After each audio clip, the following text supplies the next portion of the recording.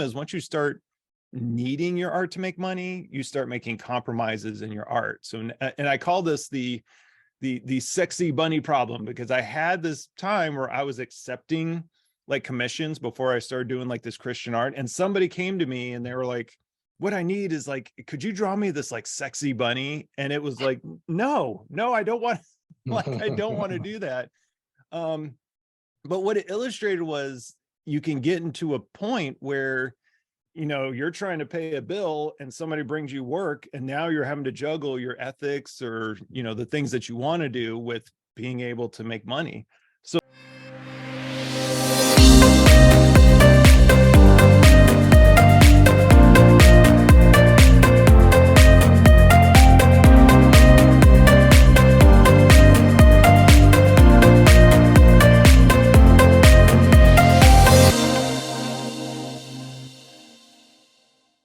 Hello, and welcome back to another episode of the Wealth in Christ Show, a show where we inspire the masses to become financially free while building God's kingdom. Today we have Mr. Paul Mignard.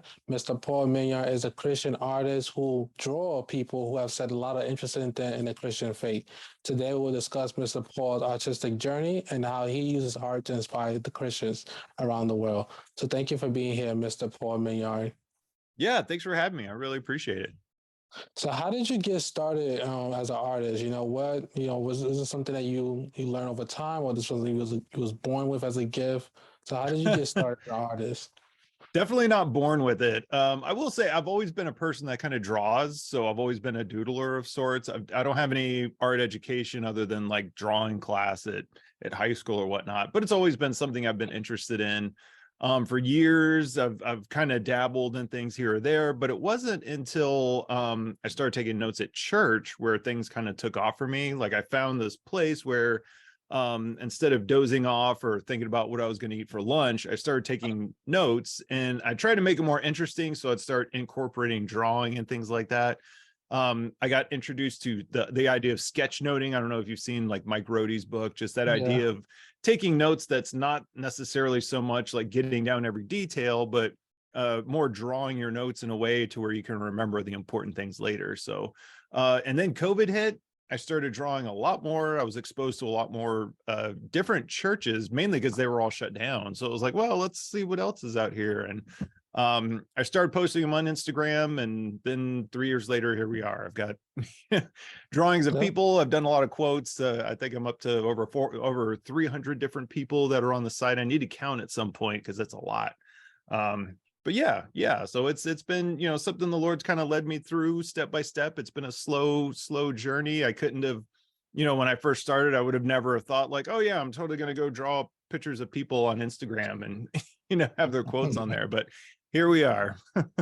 No, thank God, because now that's very unique, and that's kind of what made me draw close to him. Like, wait, I never seen a page like this or seen anybody ever, I guess, interpret like Christian in terms of like art. It's usually more video content or book, and just to see like you highlighting different speakers and they're of different races, not any specific race, and what they said that's impactful to faith. And I want to kind of ask, in terms of the drawing, like, are you like using AI? Like, how are you drawing the pictures? How are you generating the pictures?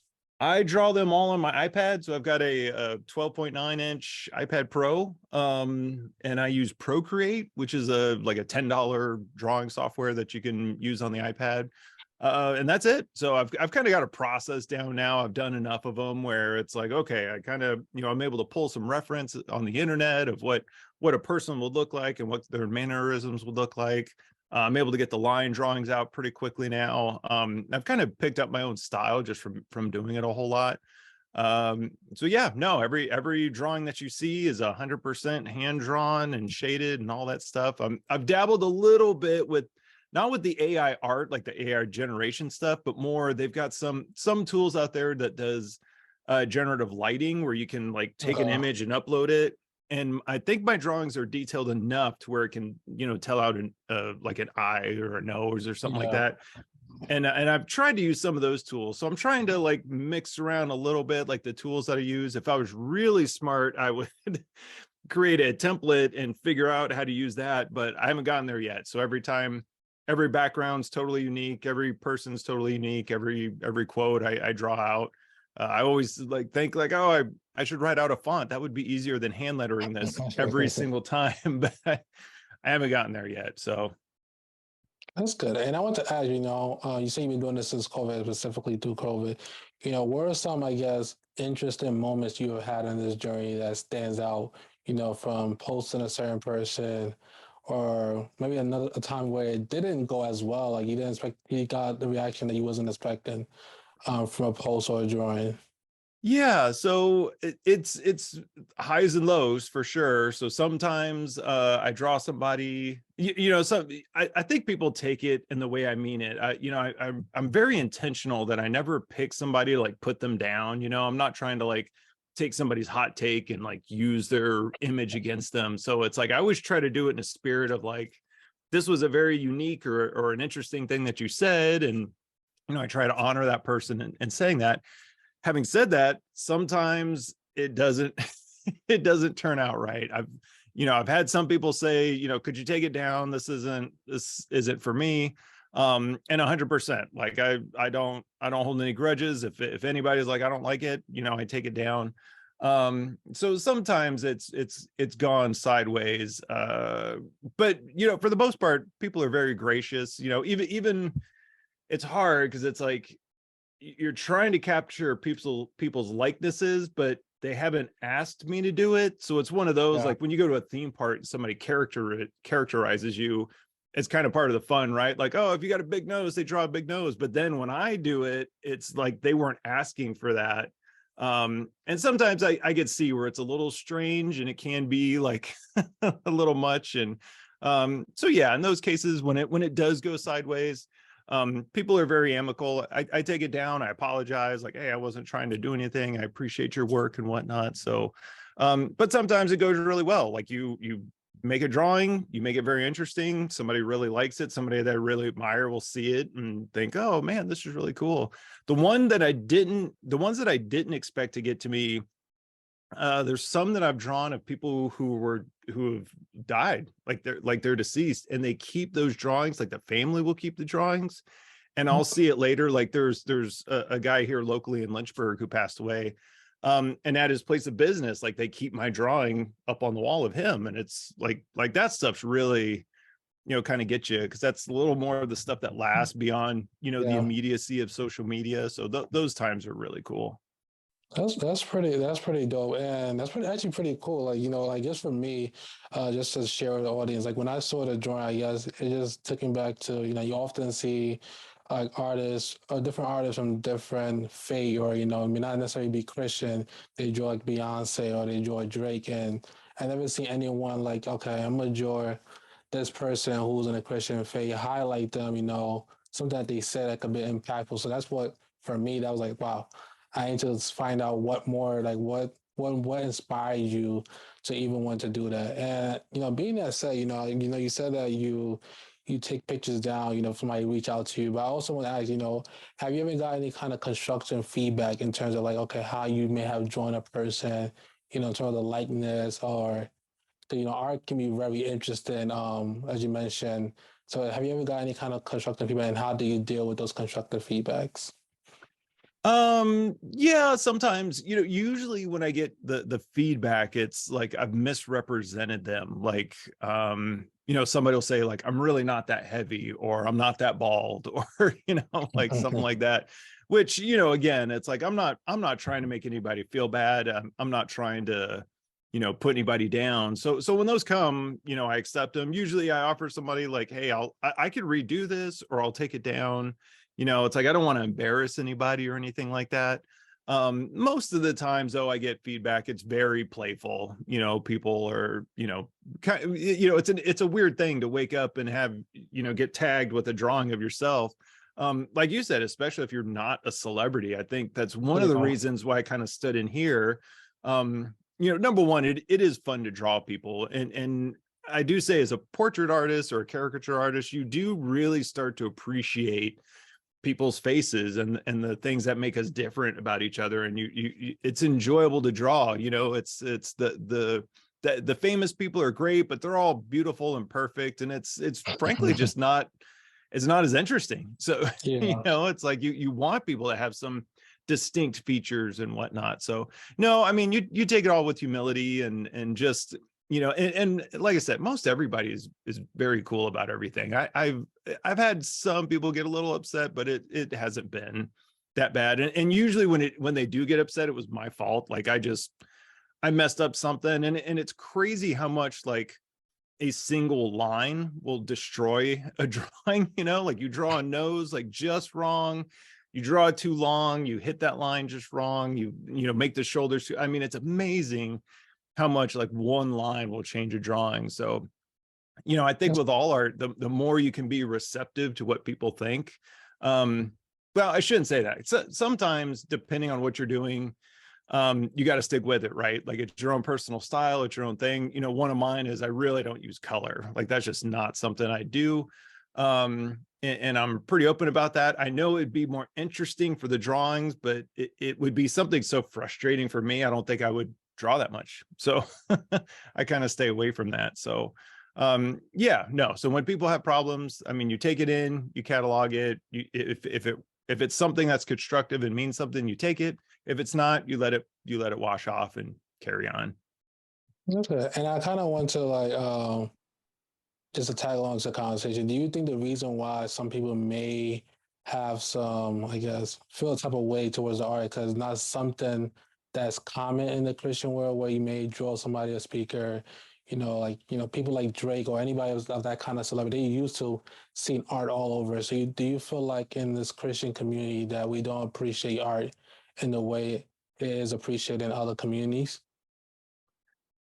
Well, that's an interesting one because I would say, I mean, obviously art as a term, like Christian recording artists are big, Yeah, right? Like they seem to be just as big as secular recording artists. Pastors at times can be just as big, like Joel Osteen fills a stadium every week.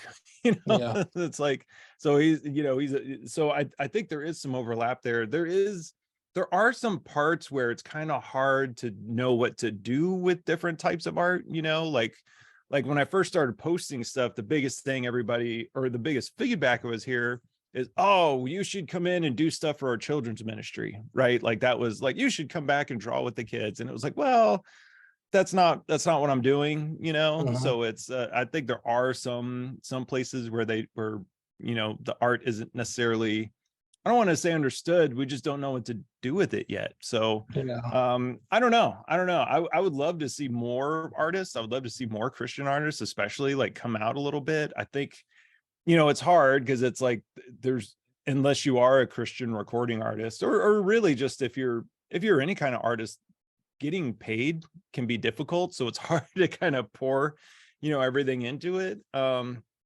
no, I would say there's definitely more and more of appreciation. The only problem you find with Christian art that you don't find with regular art, like if a song comes out and people don't like it in the secular world, they just don't like it, right? But yeah, if you come out with a song and people don't like it, it's very easy for people to align their theology on yeah. why they don't like your song, and now you're a heathen or you're a wolf or something else. So not only did you write a song they don't like, you are an apostate. And like you go down these really dark roads where it's like I'm just making art, man. It's like so that in social media is kind of notorious for that, right? Like Yeah. everybody's got an attitude or an opinion on everything, and they're going to let you know what it is for sure. And then just to continue on that conversation, being the fact that a lot of people do have a lot of different theological, different beliefs in a Christian faith. How like what is your creative process in terms of choosing who you're gonna draw? What statement you may take from their sermon. Like how like what is that process? You can walk me through that process. Yeah, so when I was first doing it, it was basically I was just drawing people that were in my sphere of influence, right? So basically my church and people that would come to my church. But as time went on, I wanted to hear from more voices and more people. And I'm really interested to hear about people who don't agree with me, right? So it's like I don't want to just hear the same things that I believe in. Like, I kind of want to hear other things too. Now, I'm not like, oh, let me go walk down to local Satanist church and hear what they got to say. But, you know, when I kind of unite under that, all like, we're all brothers and sisters in Christ. We're all united under the belief of the resurrected Christ. And in that, I can listen to people who have disagreements on things. So it was more like reaching out and seeing different people, especially that have different experiences. You know, it's really easy, especially online, to get in a silo of people who think just like you on everything. Yeah. And to get in this binary thinking of like, well, if you're not with me on this, you're against me on everything. And I always found that very unfortunate. You know, because it's like there's no curiosity in there, there's no learning. It's just kind of like you're just closing the pinhole on your ideas and everything. And so I think I lost the question, but oh yeah, my process. So yeah, so I, you know, it's kind of a messy process. Basically, the way I do it right now is, as I come across things that I see, I take notes, and, you know, I'll take screenshots of people who say something interesting or tweets or things like that. I keep them all in a folder, and then, you know, I kind of will go through every now and then and pick a couple out that, oh, this would be really interesting, this would be something else. And, you know, it's funny because a lot of people, I don't want to say a lot, but, you know, there are people that I'll pick that say something that's super interesting that I don't necessarily agree with their whole theology or everything they do, but that thing that they said, that statement or that thought, is something that we could, you know, come together on. Yeah. So I try, you know, it's like, I don't want to, you know, the way to get really successful on social media is to kind of like put your finger in people's eye, right? Like, I'm going to say this really awful thing or this really like broad statement in Yeah. such a way where it, you know, people were going to react kind of viscerally to it. But I try to pick out stuff that's a little gentler, a little more nuanced in some of that. So no, it's, I wish I could tell you like, oh man, I've got this like clearly defined process, but it's still pretty messy. But I try to do it in a way that doesn't necessarily generate clicks, but it's just things that I see where I'm like, huh, that was a really good idea. And here you go, everybody. Let's let's talk about this. That's good. So, how much time would you say you go about researching different people, or watching different sermons? Like, how much time would you say you allocate to that per week or per day? I mean, part of it's just being on social media. You know, I catch a lot from that. You know, so if I was to allocate it, I've limited it recently where I try not to be on too much, because it's really easy, especially when Yeah. you get some steam on an account where you're just checking in all the time and you're answering comments and you're responding to DMs, and it could just be a lot. So I try to limit it. So it's, you know, no more than an hour a day of kind of scrolling and like, oh, that's really neat. Or, you know, somebody will say this sermon was fire. Like, all right, let me go save that. And when I'm actually drawing, I'll listen to sermons and things that I've saved. So I try to kind of double up a little bit, you know, on things like that. So, you know, in the mornings when I'm drawing, it's usually between 1 to 2 hours. So I'll catch some sermon that I've got saved there. And, you know, it's no more than probably an hour for the rest of the day on social media, just picking out things. Having said that, I mean, my idea folder where I keep all this stuff, I've got like hundreds and hundreds of things in there. So it's like if I didn't do any more research, I'd be fine for, you know, at least a year or two. Okay. Um, so yeah, it's kind of a huge collection of things, but so yeah, it depends on day to day, but yeah, that's probably, it's again kind of messy like my drawing process, but it's working for the time being. That's understandable. And I want to kind of go back to a statement that you made earlier, in regards to finance. While a lot of people may not come out as a Christian artist, you know, one, because of being Christian, and two, like, as you mentioned, you know, if someone does not like anything in the secular world, just like they don't like it, and that's it, and the person can't redeem themselves. But in this Christian world, like, you have to be on point with your theological and everything. So, how do you go about managing the financial contribution you put towards, you know, building this platform, you know, into your art systems? Like, how do you go about it, and how would you recommend others who may be looking or inspiring to become artists as well? Yeah, that's an interesting one. Because to make, I mean, to make a living as an artist is already really difficult, right? Like anybody who's going into any artistic field, movie making, music, writing, visual art, or illustration, like I do, it's difficult. And it's even more difficult, or it can be more difficult in this Christian sphere, because you're dealing Yeah. with places that don't necessarily have these huge art budgets, right? It's not Coca-Cola. Your local church isn't necessarily putting aside money like, all right, this 30 grand will go to local artists. It's like they're not doing that. So the trick is, or the thing that's always worked for me, is like to do the art as a side job. Like it's always over and above what I do. So during the day, I'm a web developer. I make web applications. I work on websites. I work in enterprise software, and that pays the bills. And what that does is take all the pressure off my art. Like my art doesn't need to make money. So it makes it that I can keep doing the things I want to do. Because the problem is, once you start needing your art to make money, you start making compromises in your art. So, and I call this the sexy bunny problem, because I had this time where I was accepting like commissions before I started doing like this Christian art, and somebody came to me and they were like, what I need is like, could you draw me this like sexy bunny? And it was like, no, I don't want like, I don't want to do that.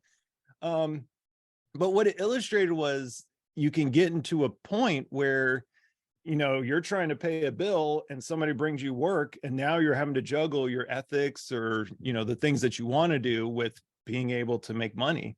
So the nice thing is, because web development pays for my family, it feeds my kids, it feeds my wife, it pays the mortgage, it does all that. My art doesn't need to do that. So I can keep it, I don't want to say pure, because that's not a great description, but I can keep it something that I want to do and that I'm interested in, and I don't have to make compromises on it. I keep everything really bare bones. Like my expenses, I paid for my iPad. Every time I sell something, I kind of do tests to figure out like what's going to sell. Like when I started selling stickers, that was something that's on hold right now, but that was something I was doing there for a while. Like I didn't go set up a store, and I didn't pay a couple $100 to get stickers made. Like Sticker Mule had a deal, and they're like, we'll make 50 stickers for $10. So I got that. And then I posted on my stories like, hey, if you want a sticker, Venmo me $5. And then, those all sold out. So then all of a sudden I had $250 from like $20 investment. And it was like, ooh, how can I figure this out? How can I do this? And all of that was possible because I wasn't relying on that money to pay a bill. I was relying on that. I wasn't relying on that money for anything. It was all extra. So as an artist, that was gold, because I wasn't having to compromise my art, or I wasn't having to spend time making art for pay. I was able to continue doing what I like doing. And then the money that came in extra was used to fund anything that I needed to pay for, basically. No, I think that. Hey, family, I hope you're enjoying this episode so far. And if you are and you have yet to subscribe to us here on YouTube, please hit the subscribe button.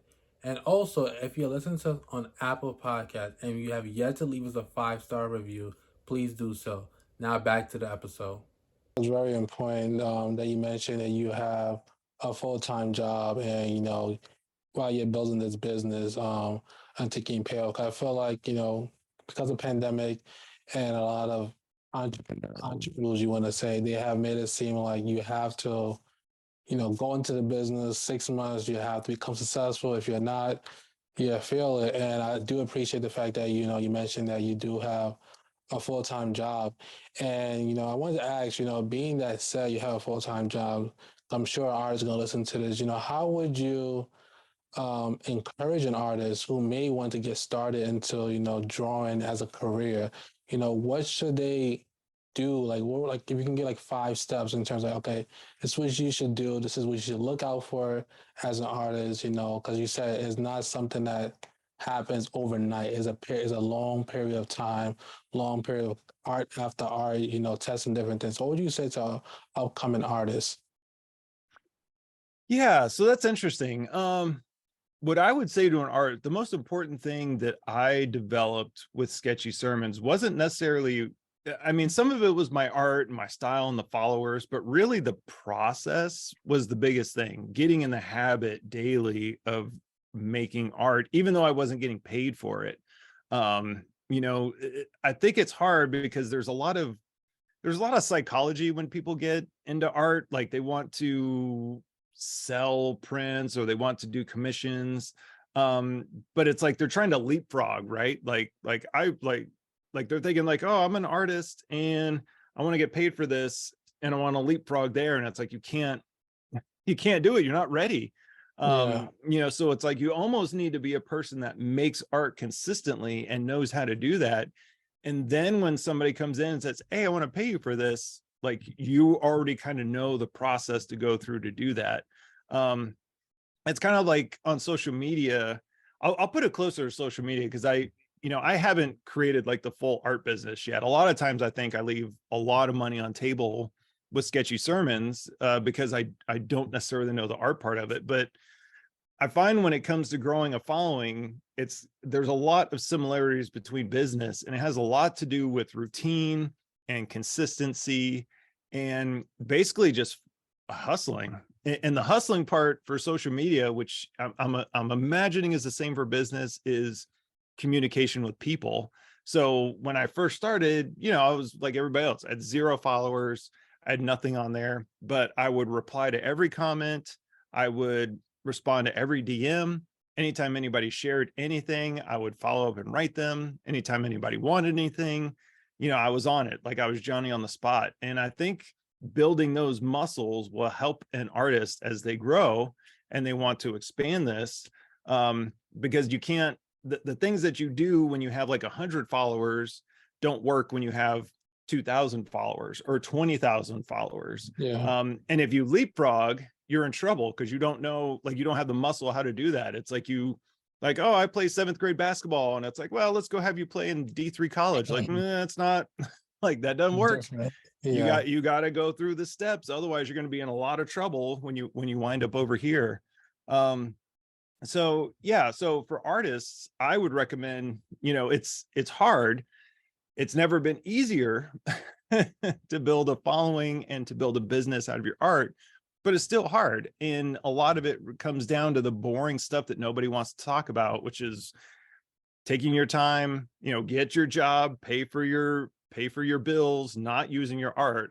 I feel like that's the biggest thing, because if you, Yeah. it's like you're starting a fire and you drop a log on it, right? Like the fire's not ready for it, and then when you finally grind and get enough to where it's like, I'm spending way too much of my off time feeding this business and my regular job is getting in the way, then you can kind of shift your priorities, right? But you can't do it ahead of time. There's too many times where I see people, they quit their job. Like, I'm going to pursue my art full time. So I quit. Yeah. And it's like, oh, don't do that.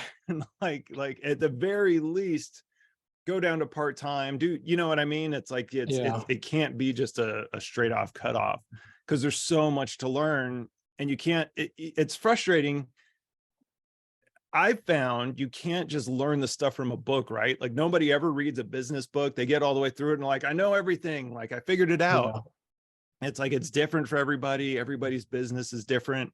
And I would argue the slower you can build that process, the more successful it's going to be. The faster it is, the harder time people are going to have. So, I hate to, pour water on anybody's like fire, because I know people just want to like, man, that's it. I'm going to put in my 2 weeks. I hate this job, blah, blah, blah. And it's like, no, sometimes that job is a gift, and be thankful for it, because it's allowing you to be true to the art that you're making and who you are. And just enjoy that process. Stay consistent, build your routine, keep working, talk to everybody, be open. So yeah, if I would say anything, that was probably too long-winded of an answer, but I would say anybody, if anybody's sitting there right now and they're like, I got this full-time job and I want to get into art, you don't need to get paid to be an artist. Like if you make art, you're an artist. Just start making art. If you've only got 15 minutes a day, like do whatever you can in 15 minutes, post it on social media, reply to comments, reply to people, build your following, and the money will come eventually. Or at least the testing will come. Because if you can't build, if you can't get 1,000 people on social media to like what you're doing, you might need to change directions. Maybe it's not interesting. I find a lot of people, especially illustrators, will they want to do a lot of fan art, right? So it's a lot of Yeah. like Spider-Man or manga or something like that. And all that's fine. But if you're doing that kind of stuff, if you're making art and all it is just your skill, then you've got to be the best. And there are, there are Yeah. 13 years olds out there that are just drawing hoops around me, like no problem. So it's like finding that style, finding that mission. Like for me, finding that weird niche of like drawing Christians in quotes, like, like where Yeah. did that even come from? And I think everybody's got to find their own version of that, that thing that they enjoy, that the market wants, that they like doing, that they can pull off. So it's a lot of experimentation, a lot, but like I said, a lot of routine, just getting in there daily, doing your thing, hustling, making it work.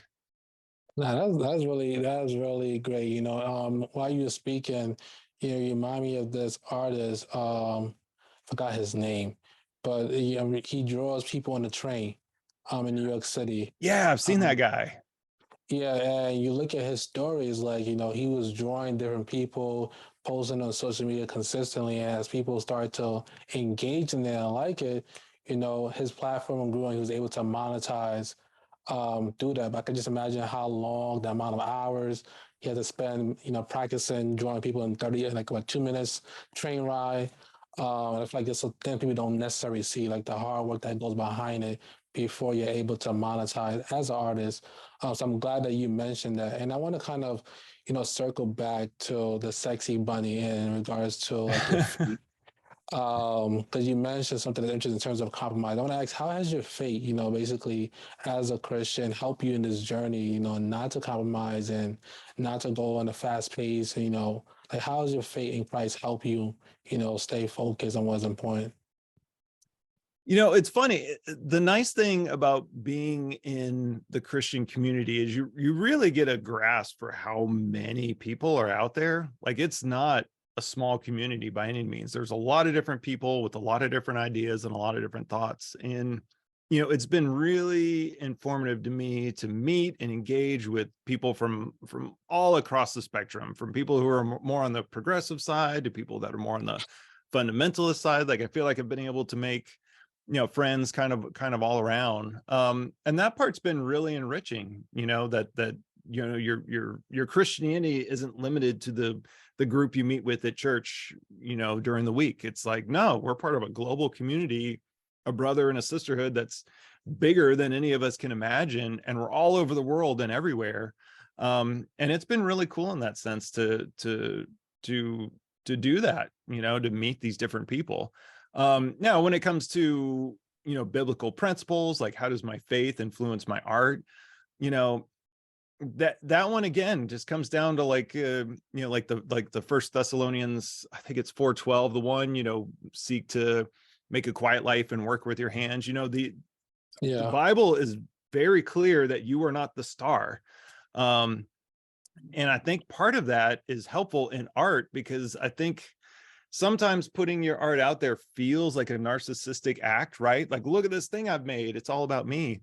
And the more you can like shine the light either on other people or on Jesus, I think it makes it much more true, right? Because I don't know, people see through when you're just posting stuff about yourself and or your art is yourself, or Yeah. even when you're posting for yourself, it rings differently than when you're trying to do something that's beyond yourself. So I think Christianity leads it to itself. I think when people do engage in Christian art, especially, you're joining a lineage that goes back thousands of years.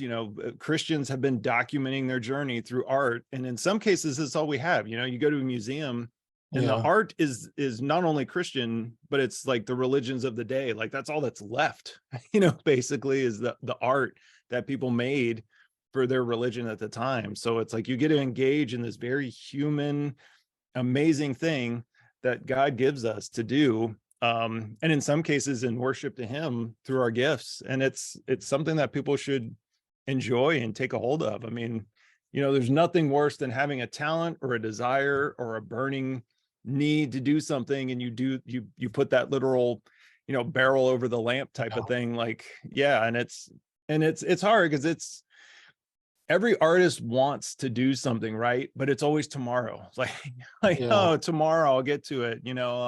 Like I'm gonna do it, but I'll get to it later. Or I run into the same problem every other artist does. Like, oh, I'll do it when I get this app, or I'll do it when I get this pen, or I'll do it when I get this piece of software that's going to help me do this, or I'll do it when I get a new camera or a different lens or a new pen, or whatever, like name it. I feel like every artist across every genre runs across the same thing. Man, I lost the question again. I feel like I'm rambling, but Uh, basically the idea, that it kind of, like I said before, artists are people who create art, and if you're creating art, you get to be a part of that family. And I just encourage people to do it. Like I said, even the smallest amounts. I don't remember the account. There's a social media account where a guy does everything on sticky notes, and it's like, basically stick drawings. He's got like 100,000 followers, and it's like a theory a day or whatever. And it's like, you could do this. and I'm glad that you mentioned one thing that you said that stood out to me.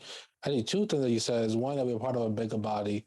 I feel like as Christians, whatever denomination or theological belief, we can get so stuck in our own world, not realizing that there's millions, billions of people, all over the world, we're saying that Jesus Christ is our Savior, and that should be what's matter. The little things that we argue, things those should be not, we shouldn't be arguing about that. We shouldn't put too much focus in that. And I'm glad that you mentioned that. And also for those who listen, I don't want them to overthink what you just said in terms of that tomorrow's not promised. We always think we can reach out to these people tomorrow. We can start drawing tomorrow. Like you said, somebody just drawing on a sticky note. Like that's probably, I can imagine how much that costs, to get a pencil, pen, and just draw and post it.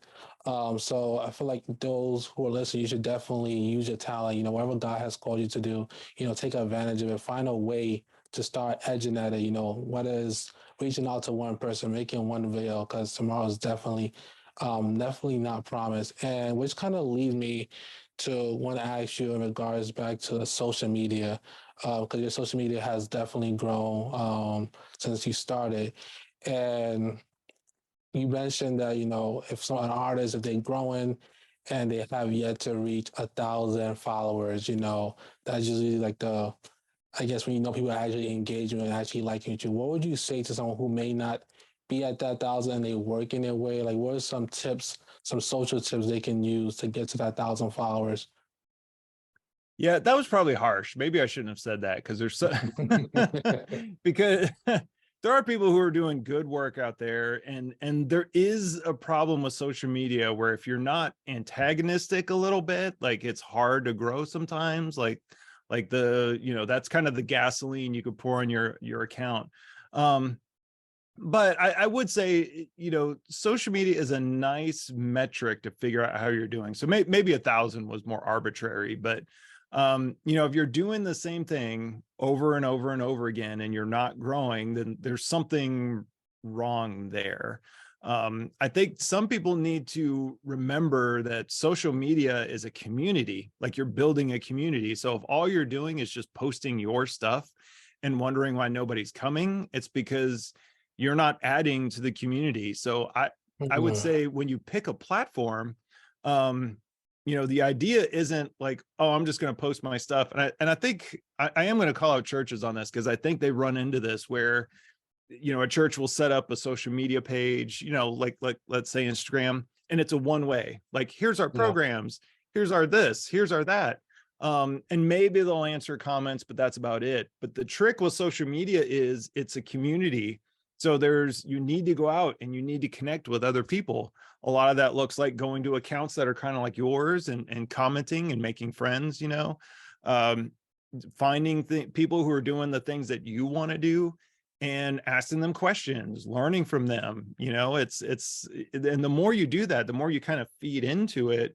Not only will your account grow, but you'll actually make friends. You'll meet people. You'll learn things. You'll figure out the things that aren't working on your page and that are working somewhere else. Sometimes it is just time, right? So it's like you're not gonna start an Instagram page today and get to 1,000 followers in a month. It's some people do, but that's not normal. but it is, it's one of those things, like if you're working at it for a year and you're just not going anywhere with it, it's good to evaluate what you're doing. Like if like I said, if it's just a one-way road and you're just putting content out there, then maybe that's all it is, and that's fine. But if you're trying to grow a community and it's not growing, you have to look at all those different things. Are you contributing to the community in whole, or are you just posting stuff for yourself? Are you commenting? Are you making friends? Are you being friendly with the people who comment on your stuff? Are you sharing other people's stuff? I mean, it's all these things together. And I found out later, you have to think a little more like the machine, because Instagram, especially, maybe the other ones are probably the same, but they reward people who keep people on the app. So Yeah. if you're engaging in DMs and keeping people on the app, that's a positive. If you are getting a lot of comments, you're keeping people on the app, that's a positive. If you're replying to comments and getting people to come back to your post over and over again, that's a lot. If you're sharing other people's stuff, so there's a mix of things that especially with social media, that has almost nothing to do with your art in particular, but has more with that community building aspect. And I would almost say that's a separate skill in and of itself, like navigating social media. But that's, one of those things that you find when you really start doing this stuff, kind of going back to your own business, you start picking up these skills that are marketable to other people. And who knows, maybe you get on there and you don't like making the art, but you like doing all the social media stuff. Like I am not a Reels person. Like I am not a tick or a tick. Almost sounded like the 45-year-old dad that I am. I'm not a TikTok person. I'm not a Reels person. I'm not a Shorts person. Even just thinking about it just stresses me out. But to some people, like, that's a lot of fun. Like, oh, putting a reel together, doing that. So it's exploring and figuring that stuff out. And I've seen some artists that have leapfrogged me huge because they embrace Reels and I didn't, right? So it's, there's a part of that where it's, you got to kind of look at the trends and what's important. I think now Reels are coming down, but carousels are coming back up. So, there's a part of that to pay attention to. So I don't know. Some of it's a lot of fun. Some of it's, it's like anything. It's like SEO back in the day, or, door-to-door marketing 30 years ago. It's just another part of the business that you got to figure out and see how it works. Now, that's I like the way how you describe social media, that you have to put in value in order to get it back. Because oftentimes, I feel like it's easy for people to fall into a trap because they post something, it may look good to you, you may enjoy it, but are you providing value to people in order for them to want to stay on the app? Are you, I guess, igniting conversation that people will want to have? And I feel like that's very important for people to, reflect on. And I want to ask, being that said, are there any specific resources you would tell or direct people to, specifically for social media, for artists, that they can look into?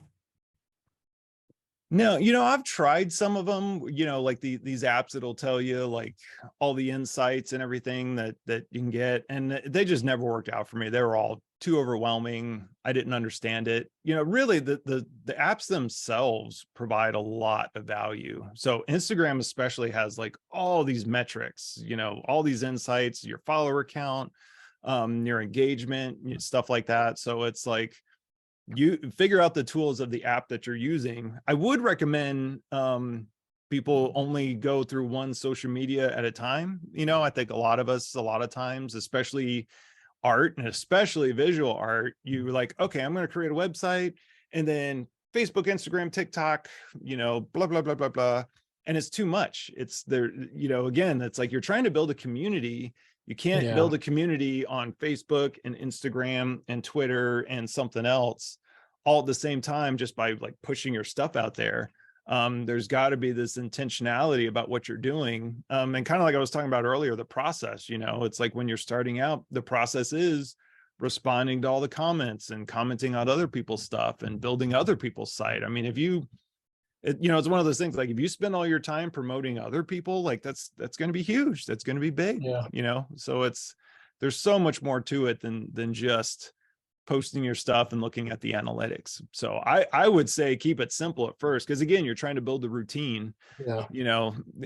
like, and I think people sometimes look a little too inward. It's like, oh, I post 5 times a week, why haven't I gained any traction? And it's like, well, you're not helping the community, you're just kind of posting your own stuff. So Yeah. when you get to tens of thousands of followers, that things change, obviously, it becomes a little different. But when you're first starting out, you make friends, you build communities, and then you'll see growth.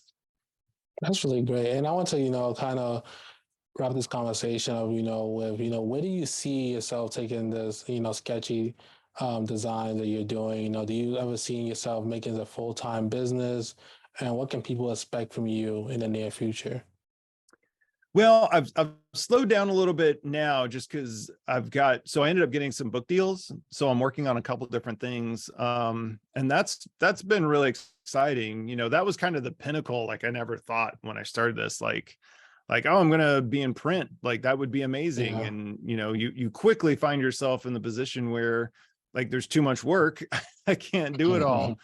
So I got to slow down. So yeah, for the next few months, at least, probably the first half of this year, I'm probably going to be pretty quiet, because I'm trying to figure out what all this looks like. I found myself, I got to a spot where I got to, like, I think it was 27,000 followers, and it's hard, all of a sudden it's like I've almost built myself a full-time job that I'm not necessarily getting paid for with the social media stuff, because it's real easy to get up there, and it's hard because it's fun. The people comment, people like your stuff and they share it, and it's enjoyable. But it's like, I've still got this other job, and I've still got this life that I'm trying to balance on top of all this. So I don't have a good outlook yet on what's going to happen in the next year. I've thought about, because I am a web developer, so I'm like, do I pivot? Can I do some of this more in the web development sphere? So I don't know. The problem I do find with Christianity, especially with the quotes, is that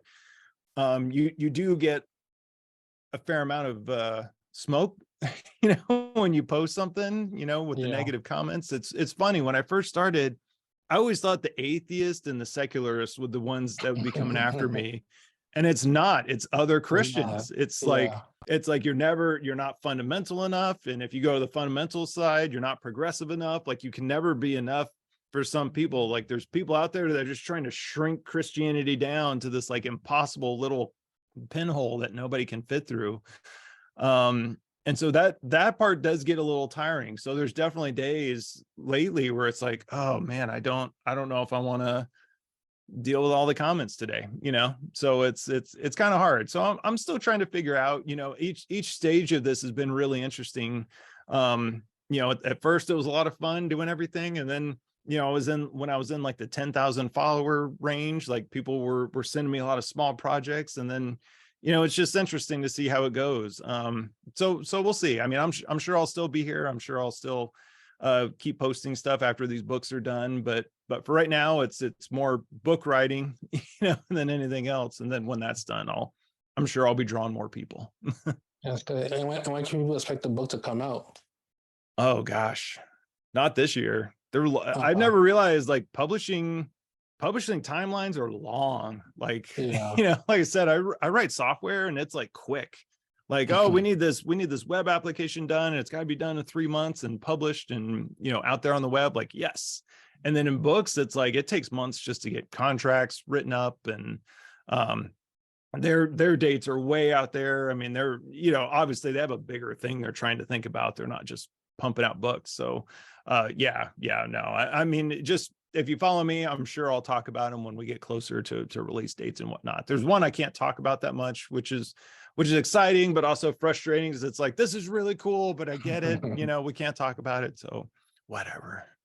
That's good. And I definitely, I could definitely relate to you in regards to the criticism, that are not so friendly. And because, it's funny because you would think that you would get into a lot of conversation or arguments with people who are not in the Christian faith.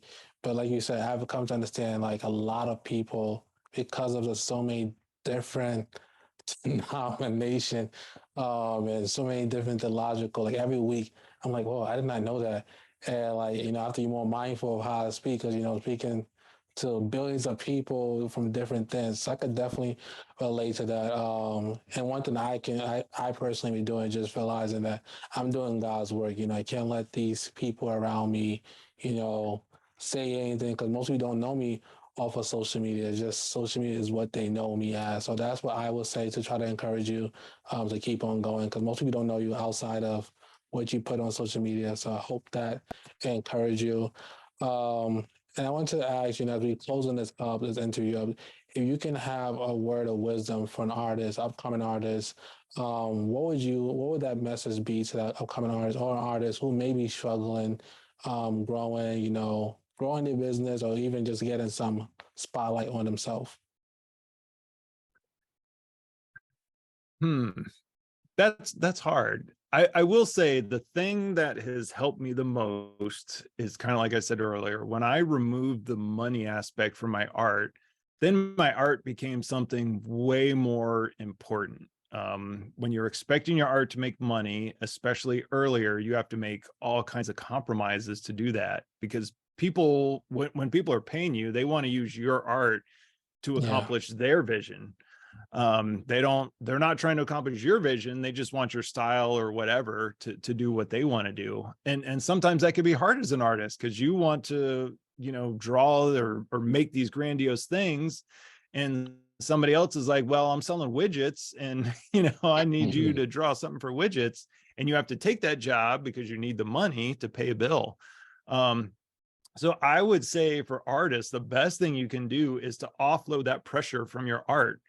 I can't tell you how many times, and people I've known where it's like, oh, I'm gonna branch out and do my music, and if I don't make it in 6 months, then I'm gonna give up. And it's like, you're probably not gonna make it. Like, don't, like, you're putting unrealistic expectations on your art. Like, art should be something that's beautiful and meaningful and impactful, and when you put that money aspect on it, you compromise it. Some people are able to break through that, so I don't want to put it out there that anybody who does that's going to fail, because there are people who somehow break through that, and they're able, their art is so striking or so different, or their message is so clear that they can rise above that. But for most of us, um if you keep your art more personal and not needing to put that money aspect on it, the more you can grow it to something that's pure and closer to your original vision. I would That's also great. say, the routine is the biggest thing. Like I said Yeah, before, you don't need to be paid to be an artist. Like, if you make art, that's true. you're an artist. Yeah. So if you're a songwriter, if you're a poet, if you are an illustrator or drawer, whatever, as long as you're doing it, you are the artist. You don't have to compromise on that. And I think people think, that the thing they would love to do is their art all day long. And I would even caution against that. Like, I love drawing, but if I had to do it for 8 hours a day, like, that might be a problem. Like, it's physically demanding. There's a Yeah. lot to it. It's like, if you can, the trick is, man, if you can find that job that pays you enough and you enjoy, and that's, I've been very fortunate. I lucked into web development. I stumbled into it, and I found that I really love it. But I get to drink coffee and listen to music and write code, and it's tons of fun. And then I get to do my art on the side, so it's a wonderful life. I can't complain. And I hope people can find that same thing, where they find that thing that can feed their family and take care of their bills, and they enjoy, but also they can fulfill their vision that they have on the side. That thing that God's put on their heart doesn't have to be compromised so that they can pay their bills. I think that's very important. I would definitely want to say, thank you, Mr. Paul, for your time. And, for those who are listening, I hope you guys don't see as another person on the Wealth and Christ show who's sharing their story and sharing their vision that God has given them. But I hope this encourages you. I hope this inspires you to get started, you know. And if you're looking for a group of Christians who are working towards becoming financially free, look no further and join the Pray and Invest group. And if you're watching on YouTube, you can hit the subscribe button. And also, if you listen to us on Apple Podcast, you can leave us a 5-star review. And stay tuned for next week's episode. And thank you again, Mr. Paul.